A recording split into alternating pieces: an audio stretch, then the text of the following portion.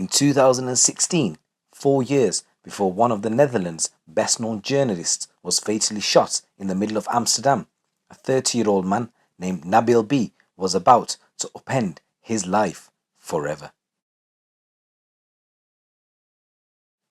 Nabil was one of 5 children born to Moroccan parents who emigrated to the Netherlands in the 1970s and settled in Utrecht, a medieval city in the centre of the country.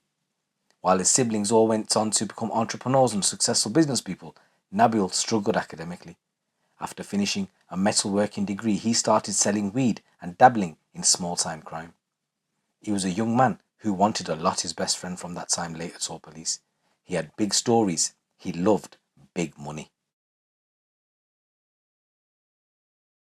One night in 2006, Nabil met a man named Ridouan Taghi at a local shisha lounge. Taghi was 29, around 10 years older than Nabil, but the two shared a fondness for chess and family connections to Chefchaouen, a 15th century Moroccan city whose blue buildings are said to provide divine protection.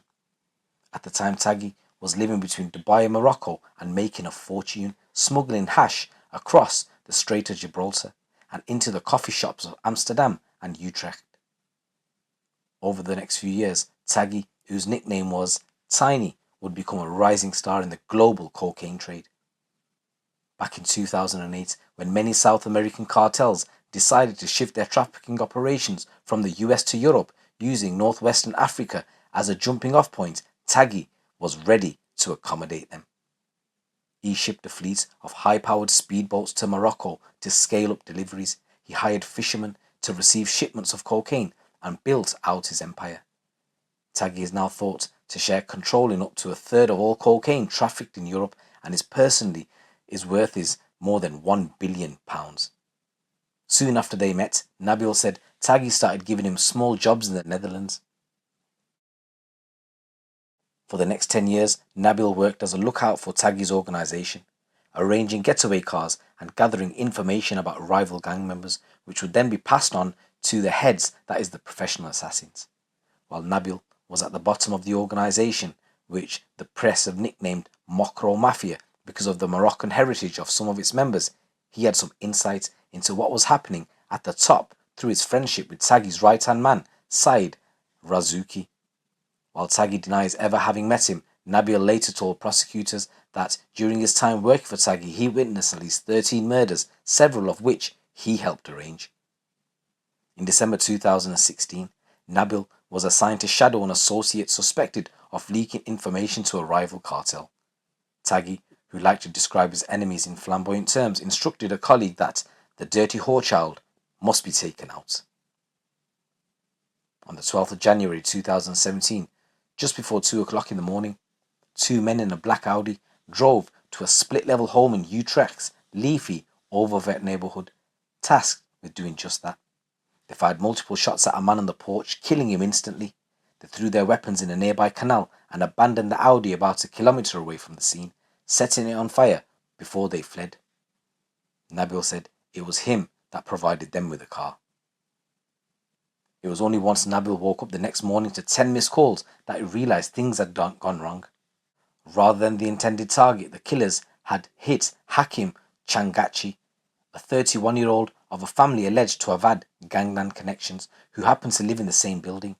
It wasn't only a disastrous case of mistaken identity, for Nabil it was personal. This man Hakim had been his childhood friend. The Changachi's family soon learned of Nabil's involvement in their son's murder and reached out to arrange a meeting. Nabil claimed Taghi instructed him to blame the killing on a rival gang. Nabil did so, but as he would later tell police, his conscience was weighing on him. He said, "I couldn't live with that family going through the hell while I perpetuated a lie." He had grown up with Changachi and had attended his wedding. He knew the situation wouldn't simply go away. He suspected the family knew the truth, and he didn't trust Taghi to protect him should they decide to retaliate. One way or another, Nabil realised somebody was going to have him killed. With no good options, on the 14th of January 2017, Nabil told one of Changachi's relatives that the murder had been ordered by Taghi. Hours later, he called a police station in central Amsterdam and offered himself up as a witness. It was a decision that would set in motion a series of shocking twists, at least 20 arrests, including the capture of one of Europe's biggest drug kingpins, 3 killings, including the assassination of one of the nation's most famous public figures, 5 years and counting, often chaotic trial proceedings conducted under previously unseen levels of security. The effect on Dutch society has been profound. Having witnessed all this mayhem, a country that has long prided itself on its tolerance of drugs is now starting to question that approach. Until early 2012, when a crew called the Turtles stole 200 kilos of cocaine belonging to a rival group from Amsterdam, and intergang violence spilled out on the streets of the Dutch and Belgian cities, Dutch people had little sense of how deep the country's organised crime problem went. Over the previous few years, cocaine had become more readily available, but murder rates stayed low, less than 130 a year. Natural disasters, such as floodings, were considered more immediate threats to public safety than crime. To recoup the losses from the stolen cocaine, rival gang members disguised as police kidnapped one of the Turtles and took a photo of the man suspended over a meat grinder. They sent the image to his brother, who promptly paid the debt and then declared war. Before long, Amsterdam became the setting for terrified gangland violence, AK-47s fired at cops, grenades detonated in residential neighbourhoods. By 2018, attacks were no longer limited to people associated with organised crime. When mainstream journalists reported on this, they too were targeted. In just over a single week, a rocket was launched into the office of the tabloid magazine Panorama, and a delivery van was driven into the lobby of the national newspaper, De Telegraaf, whereupon the driver set fire to the vehicle and ran off.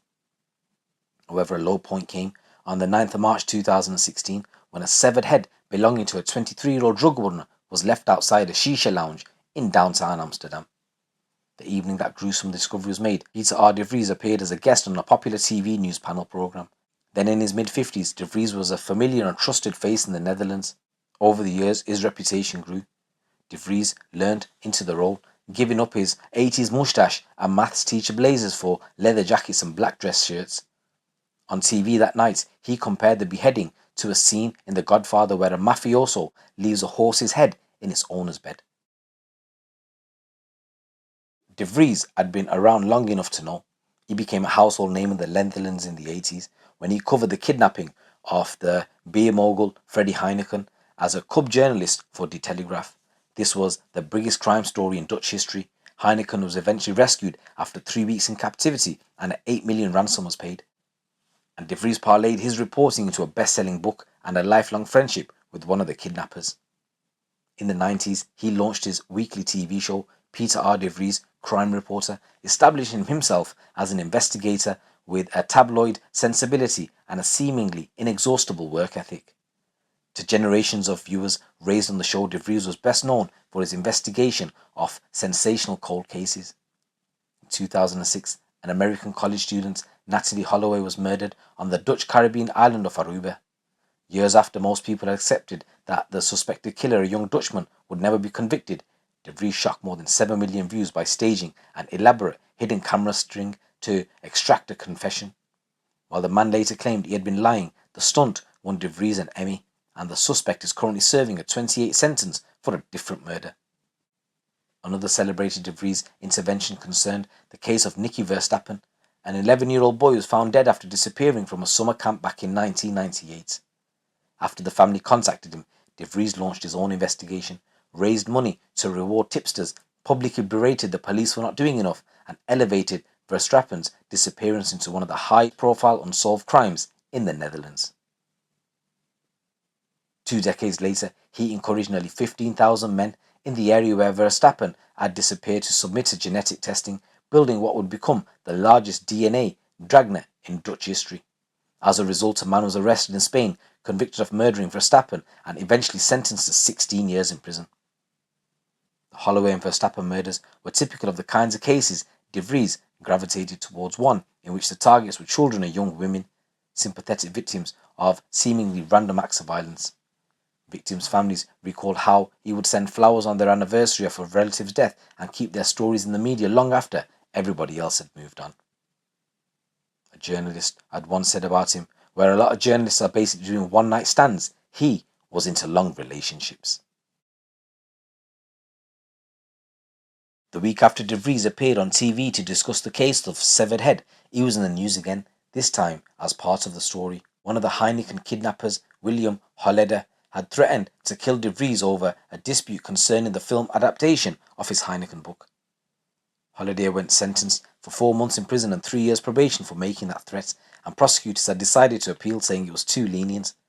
This was headline news because in the Netherlands, everything Holleder did was headline news. After serving time for the Heineken kidnapping, he had used brutal violence to rise to the top of the Dutch underworld while managing to cultivate a reputation for being a criminal with a code. He said, "You only kill other criminals, you stay away from innocent people, civilians and lawyers." However, De Vries didn't buy into this view of the old-timers and he said, "Those nostalgic stories about honor codes, it's bullshit." So the scene outside the shisha lounge seemed to be an indication that drug violence was getting more brazen. A handful of experts had for years warned about the new generation of Dutch criminals, and they described them as more extensive, more digital, more organized, more violent, more corrupt, more embedded, more profitable, and more transnational than any that came before them. But top law enforcements were more focused on Holleder than Taghi, who had only appeared on their radar in 2015. Besides, the thinking went, the Netherlands was a wealthy North European country. It would never face the same kinds of organized crime problems as some of its southern neighbors. As soon as Nabil turned himself into police that January morning in 2017, he entered negotiations to become a Crown witness. This meant that in exchange for sharing everything he knew about Taghi's organization in court, he could secure a reduced sentence and the resources to start a new life in witness protection. Although no formal agreement was signed until almost 12 months later when Nabil stepped into the station, he began talking, and after that, he's never stopped. Nabil gave more than 40 statements about his former boss, the organization, and his own involvement in what was happening. On the 23rd of March 2018, despite objections from Nabil and his family, the prosecutor revealed his role as a Crown witness by submitting some of his statements as evidence in another case. 3 days later, the prosecutor announced that Ridouan Taghi and Said Razouki were being investigated for ordering a series of murders. The investigation had begun years earlier, but this was the first time most of the Dutch public had heard Taghi's name. The investigation provided the basis for what would be known as the Marengo trial. Dutch trials are given randomly generated names in which a total of 17 defendants would be charged with 6 murders, 4 attempted murders, and devising plans to kill 4 people and blow up a store that sold surveillance equipment. Several were to be tried in absentia, including Taghi and Razouki. However, at this point, the start of the trial was still years away. When the prosecutor made public Nabil's role as a Crown witness, most of his family was still living in the same Utrecht neighbourhood they always had, surrounded by people with ties to Taghi. A security plan for them had not yet been implemented. Less than a week after the prosecutor's announcement, Nabil's brother, Ridouan, a young father with no connections to organised crime, was fatally shot in his office by a man posing as a job applicant. Nabil had been warned for months that something like this might happen.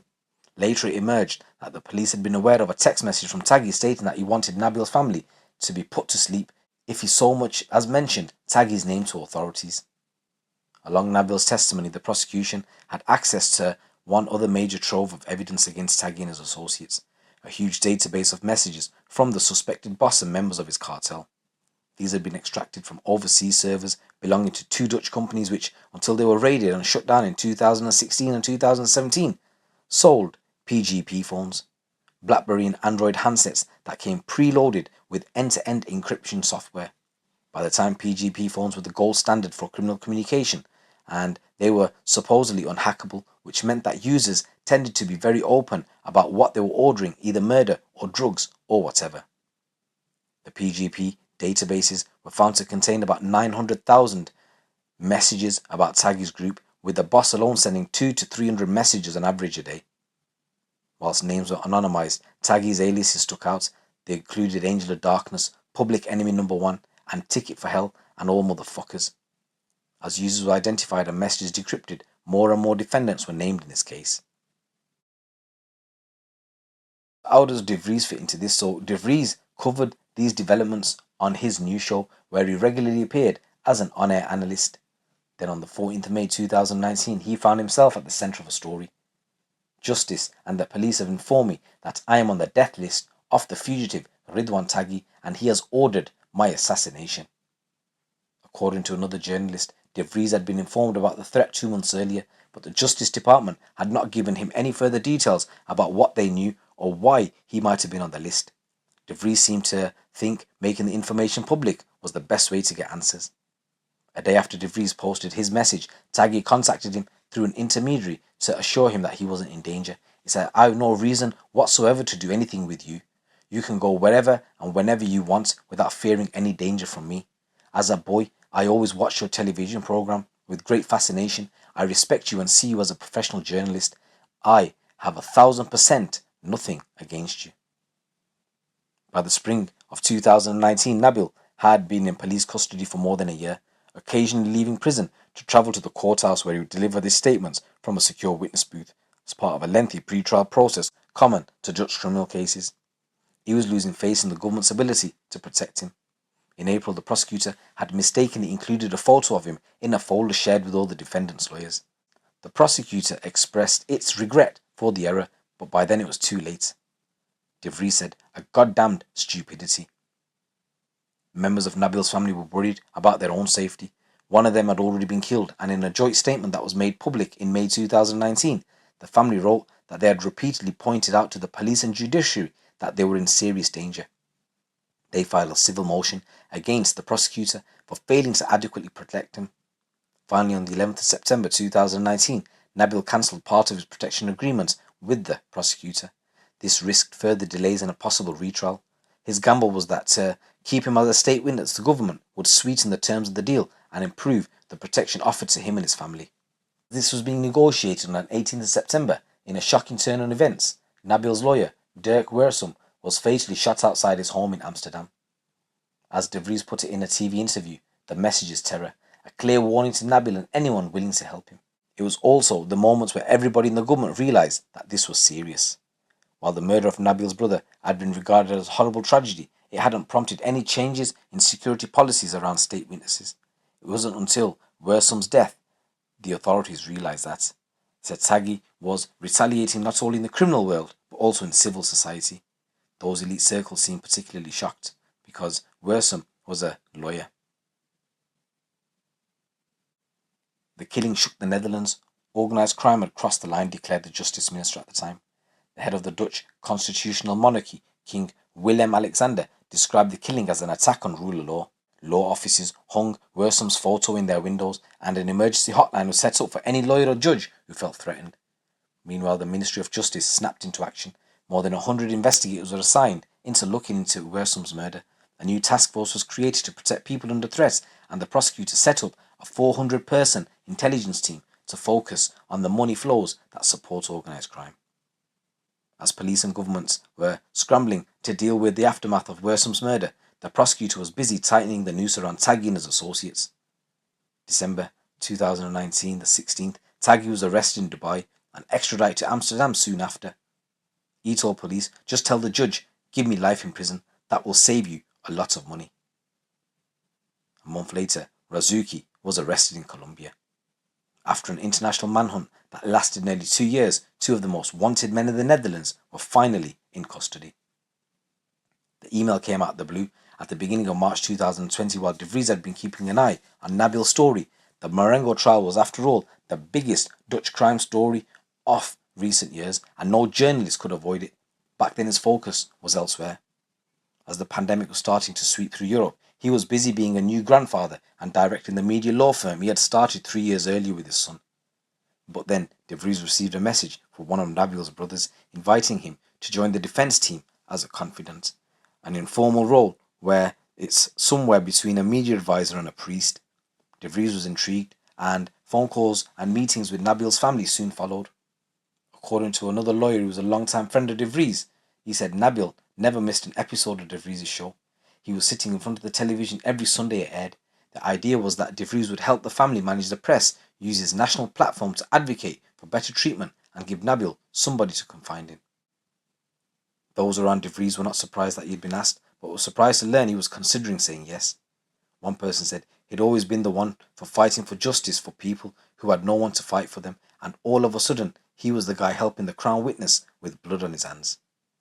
De De Vries talked about it with everyone who was important to him, and everyone said, "Don't do this," everyone without any exceptions.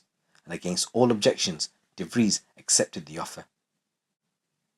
The men met, and some speculated it was all down to ego, a desire to be part of the trial that would replace Heineken as the most important in Dutch history. Others saw it as an extension of a desire to help crime victims. De Vries himself had a similar explanation. He said, "The star witness called me personally and asked," he said, and that he wanted to send a clear signal to the killers of Ridouan B and Derk Wiersum. Another friend of De Vries said he recalled a conversation which De Vries remarked, "I can't look myself in the mirror if I'm not helping this man." When it came to his own safety, De Vries was less careful. Several weeks after De Vries came on as a confidant, he met with Dutch anti-terror police to arrange a security plan. According to several people close to De Vries, he was presented with a take it or leave it deal. He could either have a full-time 10-person security detail, which would effectively prevent him from reporting in the field and living a normal life, or forego protection entirely. Once again, ignoring the objections of everyone close to him, he chose to go without. The Marengo trial was scheduled to start in early 2021, but in the months before, the process seemed to be spiraling out of control. When the 13th pre-trial session was held in late October 2020, Razuki was still in Colombia awaiting extradition. 43 witnesses had yet to give statements. A judge had just resigned, and numerous lawyers involved in the trial were publicly attacking each other and the prosecutor over how things were going. It's focused on the chaotic legal process, and even more dramatic stories unfolding in secret. In December 2020, the FBI had quietly notified Dutch authorities about a new stash of decrypted text messages it had acquired. At the time, Taghi was being held an hour outside Amsterdam in the highest security prison in the Netherlands. The intercepted messages revealed that Taghi was communicating with the outside world through one or more compromised prison guards. After receiving the tip, Dutch authorities opened a new investigation and continued to let Taghi use his phone in order to surveillance him, and none of this would become public for another year. The same month of December 2020, prison officials fielded a request from Taghi's cousin, who was a small-time lawyer named Yusuf, who wanted access to Taghi, saying he was a member of his legal team. Over vigorous opposition from the prosecutor, in March 2021, the Dutch Bar Association granted the request on the grounds that Yusuf was a accredited lawyer and he could visit his cousin as often as he liked, which he did, sometimes multiple times in a day. Alongside legal shop talk, secret recordings later suggested that the men had begun devising outlandish escape schemes. One was to hire a group of Balkan mercenaries to free Taghi via a Navy SEAL-style mission involving 1,500 litres of oil dumped on the streets around the prison. Another was to kidnap 4 prison employees and hold them hostage until Taghi was freed. It was later reported that Yusuf had also acted as a liaison between Taghi and his associates, facilitating the day-to-day business of cocaine trafficking, money laundering, and targeting Taghi's enemies.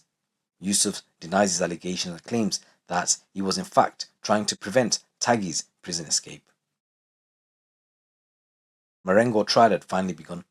Proceedings were held in the shabby, heavily fortified building known as the Bunker. On trial days, the defendants were shuttled to court in heavily armed convoy, and according to one journalist, between 600 to 700 security officers were needed on days when all suspects, lawyers and judges were present in court. In the real courtroom, Taghi described Nabil as a pathological liar and a fabulist.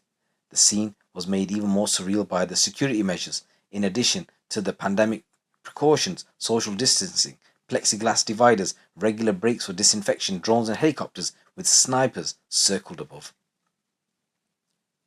The collective charges did not mention drugs. Instead, the crimes under examination were 6 murders and 4 attempted murders, and each day the trial focused on a different crime and a set of suspects. For the first 3 months, Nabil, who was a defendant as well as a crown witness, invoked his right to remain silent. By the end of May, he refused to be altogether, citing safety concerns. In June, he suspended his protection agreement, again asking for better protection for his family and girlfriend. Then, the trial adjourned for 3 months. So whilst all this was going on, De Vries managed to lead a relatively normal life. The restrictions were beginning to ease, and in addition to speaking regularly with Nabil, he posted selfies on cycling trips and began planning his future. Just before 7:30 on the 6th of July 2021, De Vries was walking to his car down a narrow street in central Amsterdam after appearing on a TV show. Seen walking past a couple of people who were sitting by in a nearby cafe. He walked briskly past, but he was tailed by 2 men wearing grey sweaters and white sneakers. However, 5 seconds later, 5 gunshots were heard, and in the aftermath of the attack, gruesome videos of De Vries' injuries were posted on YouTube and circulated on WhatsApp. He was rushed to hospital, where he died of his injuries 9 days later. The suspected killers were arrested within an hour of the shooting. They were pulled over on a motorway about half an hour outside Amsterdam. They were a 35-year-old Pole named Kamil E and a 21-year-old part-time rapper named Delano G. A police search of the Renault Kadjar turned up a machine gun, a converted starter pistol believed to be the murder weapon, a tank of fuel which officials suspected was intended to set the car ablaze. On Delano's mobile phone, police later found a message sent minutes after the shooting. "Bro, that bullet went right through his head twice. Everything shot. Nice." De Vries was a beloved celebrity, but death turned him into a martyr. In the months after his death, the streets where he was shot transformed into a makeshift memorial covered with bouquets of flowers. Thousands paid their respects at a public service, and condolences poured in from politicians, TV stars, the Dutch king, and EU commissioners. His book returned to the Dutch bestseller list, and his motto, "On bended knee is no way to be free," was posted on signs across the country. After De Vries' murder, a judge granted permission to tap the phone of Taghi's cousin Yusuf, who was still meeting the kingpin in prison. On the 8th of October 2021, Yusuf was arrested for allegedly smuggling information to his cousin and is now in prison awaiting his own trial. 2 weeks later, authorities in Morocco arrested Taghi's nephew Jaoud on suspicion of involvement in the assassination of Derk Wiersum.